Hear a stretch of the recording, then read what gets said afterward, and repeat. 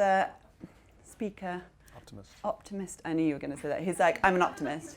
Everything else is just how I do it. But ultimately, you are an optimist and you are an idealist. And I think we need more of those. Yes. And so today feels like we're in this moment in time when actually optimism and hope and idealism is probably the thing that we need to cling to the most. So I'm super grateful that you've taken the time. I think the audience here are an extraordinary group of people who are also optimists and idealists. You wrote in the first chapter of the book that this book is a rallying cry. Do you want to explain a little bit more about what you mean by that? Yeah. This book, I didn't need to make an argument because James Carsey made the argument for the existence of these finite and infinite games. The thing that I was doing rather was simply taking a perspective that is true. It's empirical, I guess, in a sense. And I wanted to rally people to, it wasn't to convince people, but rather to rally people to feel empowered. So in 1986, a theologian named James Carsey proposed really good definitions of these two kinds of games. If you have at least one competitor, at least one other player, a game exists. And there are two types of games. There are finite games and there are infinite games. A finite game is defined as known players, fixed rules, and an agreed upon objective. Football. There's a beginning, there's a middle, there's an end. We all agree to play by the rules, and whoever has more points or whatever the agreed upon metric is at the end of the agreed upon time frame is the winner. The game ends, we all go home. Then there is an infinite game. An infinite game has known and unknown players. The rules are changeable, you can play however you want, and the objective is to perpetuate the game, to stay in the game as long as possible. In other words, it has no finish line. There's no such thing as winning in marriage. There's no such thing as winning global politics. There's no such thing as winning business, and there's no such thing as winning education, or winning learning. These are their lifestyles, their processes, they're ongoing, and there's no end. There's no conclusion. And one of the problems is if you listen to the language of too many leaders, too many people who are building an education system, they talk about being the best, being number one, or beating their competition. And yet, we don't know what the standard metric is, and we don't know what the agreed upon time frame is. In other words, it's nonsense. There's no such thing. And so the problem is when we play in an infinite game with a finite mindset, there's a few very consistent and predictable outcomes: the decline of trust, the decline of cooperation, and the decline of innovation. All of these things lead to problems inside the organization and the potential and ultimate demise. And so what I wrote about, because Carsey's definition is clear, and it's not to be, it's indisputable, What I attempted to write about was, got it, now how do we actually build an organization that is built for the infinite game? How do we lead with an infinite mindset? And how do we put a new lens up and adjust our own mindset to understand some of the language or practices that we used to do that are actually unhelpful, and re-understand how to look at education, how to look at business, how to look at global politics, even human relationships. I think there's something so interesting about that shift, but also this idea of winning has become so pervasive. We are culturally conditioned that is actually what we are trying to do. I mean, you say there's no winning at education, but we're taught to believe that there is. Yeah. And that there is a particular, you win if you get the best grade, you win if you go to Oxford, Cambridge. And so how do we kind of let go of that? Well, and there's nothing wrong with finite games. There are finite games every day. There are finite games within infinite games. And the existence of the infinite game is not the absence of finite games. It's the context within which those finite games exist. So you can come in first at the end of your school year based on the standards and metrics that have been given to us and the standard agreed upon time frame, which is the school year. That is possible. To what end? That's the problem. It's coming in first for first sake that is the problem. Winning for winning's sake that is the problem. Because you spend your whole life trying to be first, it starts to unfortunately unleash some potentially dangerous behaviors. Like, you're not just working hard, you might try and undermine the other players.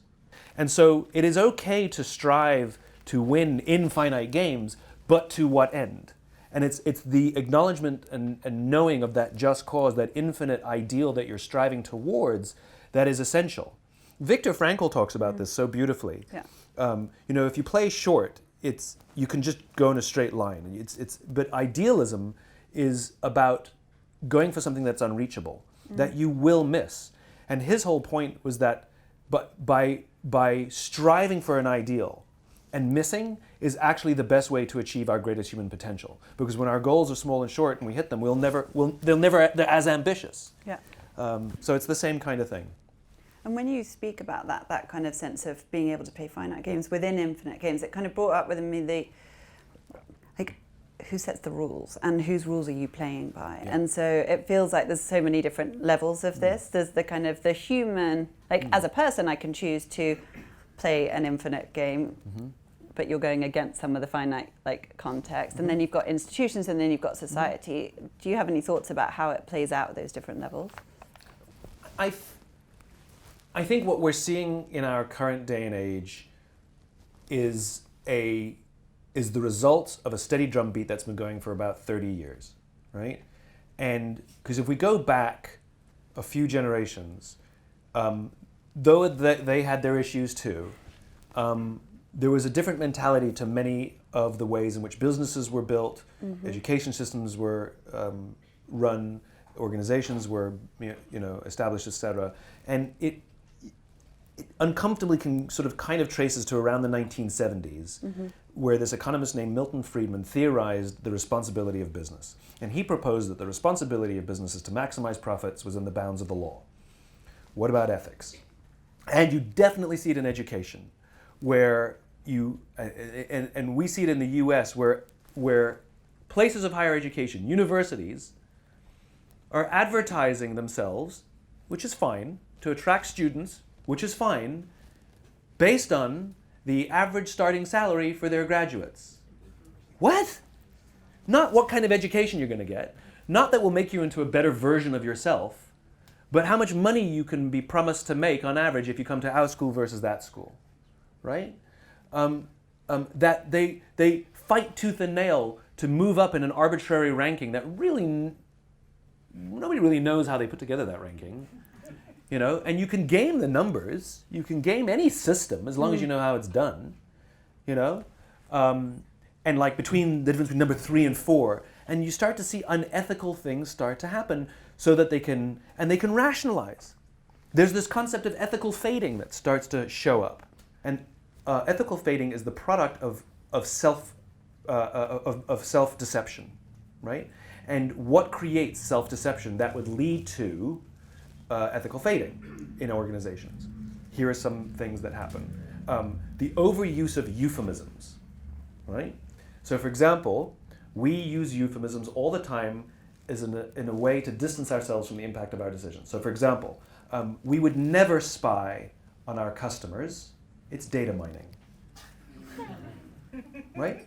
Data mining. We do data mining. You have to do data mining, right? Do you spy on your customers? No, right?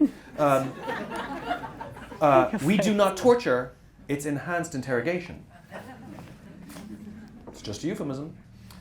Instead of talking about how our manufacturing process is actually killing the people who work in our factories and destroying the environments in which our factories work, we would rather manage the externalities.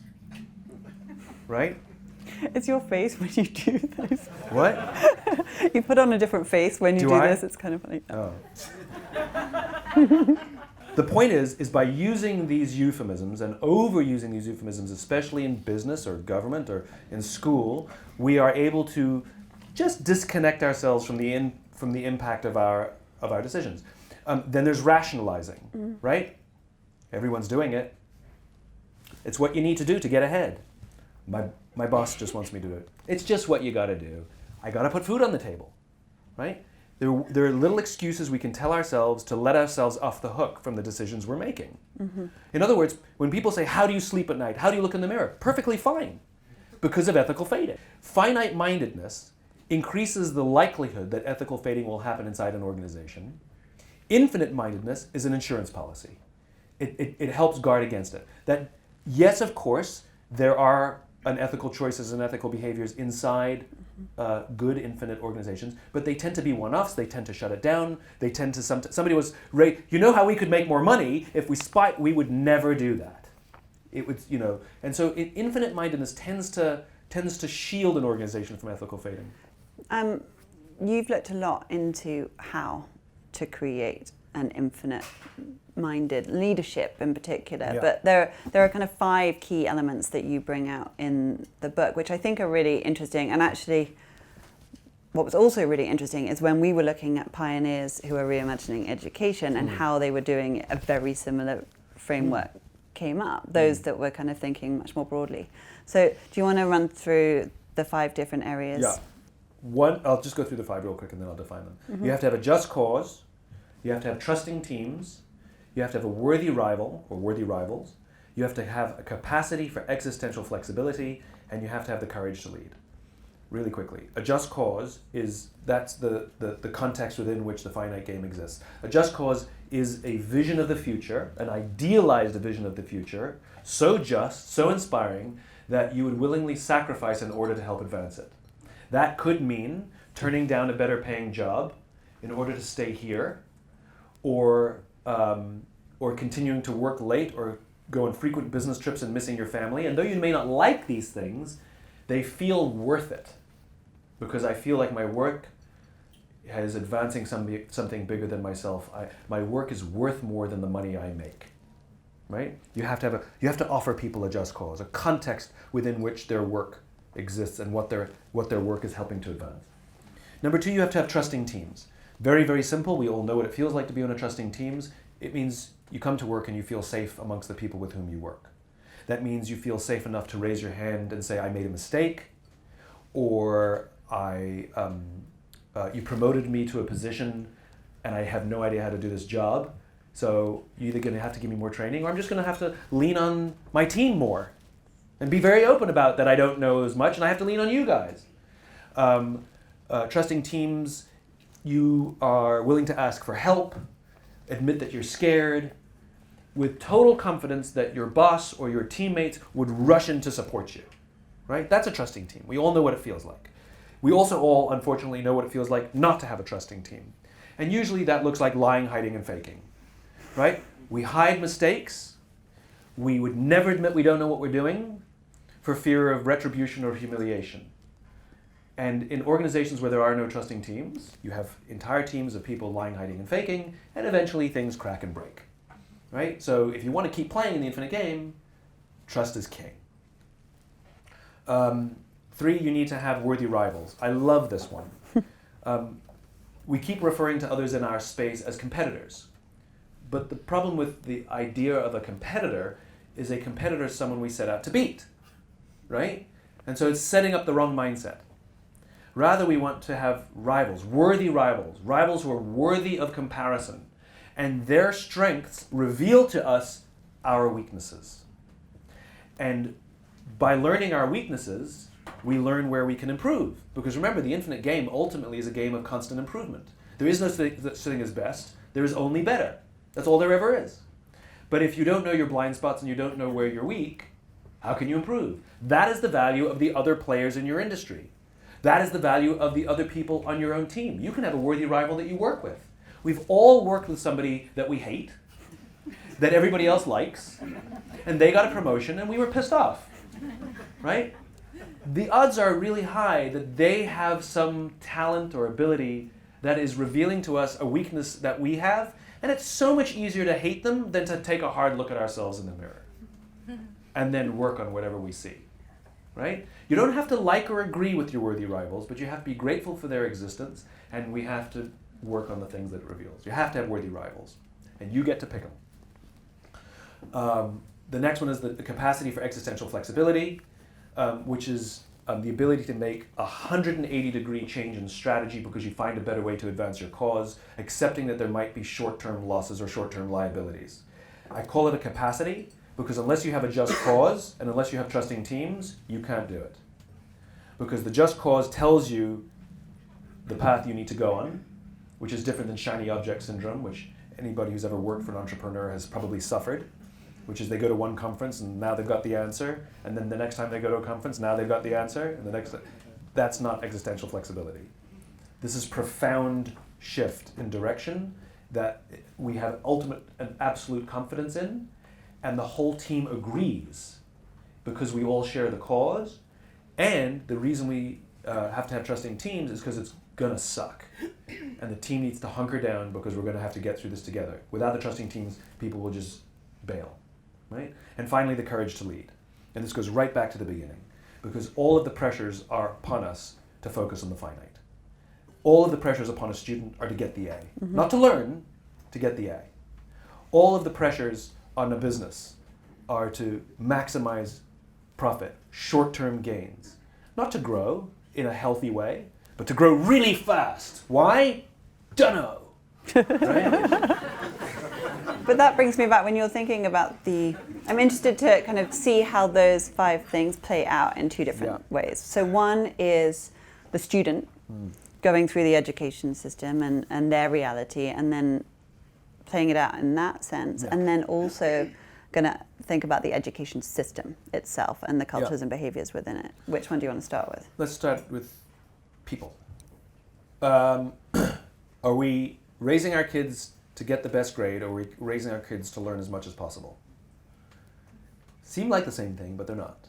And if we instill a desire to learn, if we promote curiosity in our children, the odds are that they will excel in many academic areas. And there's nothing wrong with grades, you know? They're a metric of a certain level of achievement.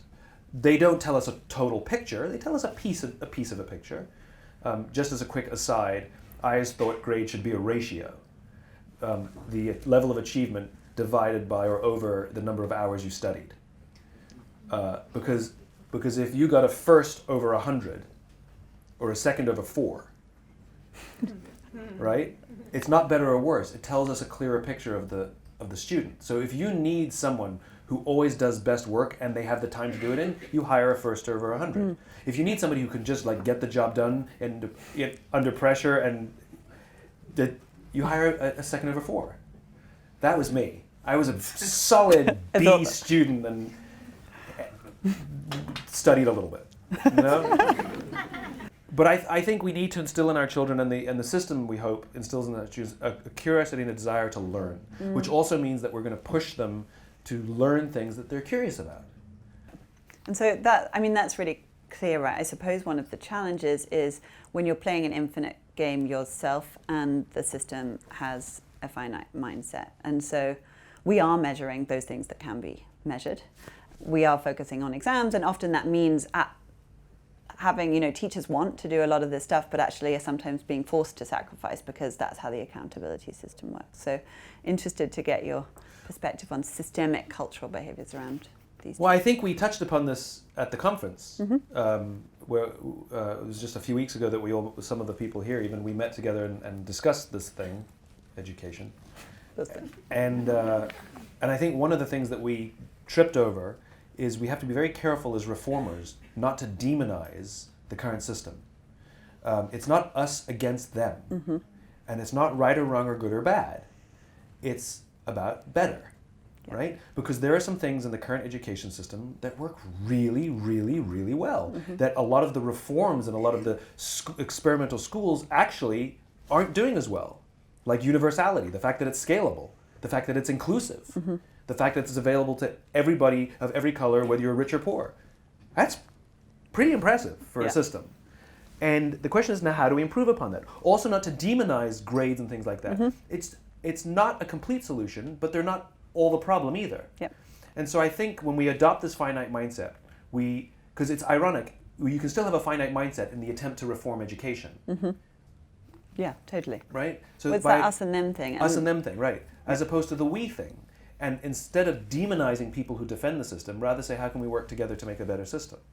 For both of us. Yeah, and I think that's a lesson in everything, right? I mean, you paint this idealistic vision of the infinite game being people working together around a worthy cause and seeing, your rivals as people that you can learn from. And I think that is such a powerful lesson for how we can drive change in education, that it isn't this us and them, but also in society, right? I mean, we're seeing the fallout of that pretty much. There's a word for it. It's called cause blindness. You know, where we become so idealistic that we literally put on blinders and become closed-minded and self-righteous in our cause, and that's not healthy. Yeah, I think it's one of the most powerful lessons is that kind of the humility to constantly learning, and also that shift in mindset. If you're thinking about the long term, you behave very differently. Yeah. You set up a culture very differently. You're thinking about young people. I'm sure even as a parent, it would really help in terms of helping you think about like, okay, well, how am I setting this child up for the long term, not just trying to get them to this particular. And we do think about those things in terms of their character. We want our kids to be nice and thoughtful and polite. So do you have advice for parents in terms of what does parenting with an infinite mindset look like? She asks the person with no children. I know, but well, I thought like you've got to, you know, some tips. I always make it sound really easy too. You know, I think it's a lot of the things that you were already talking about, right? Which is it's to focus on some of the things that are hard to measure.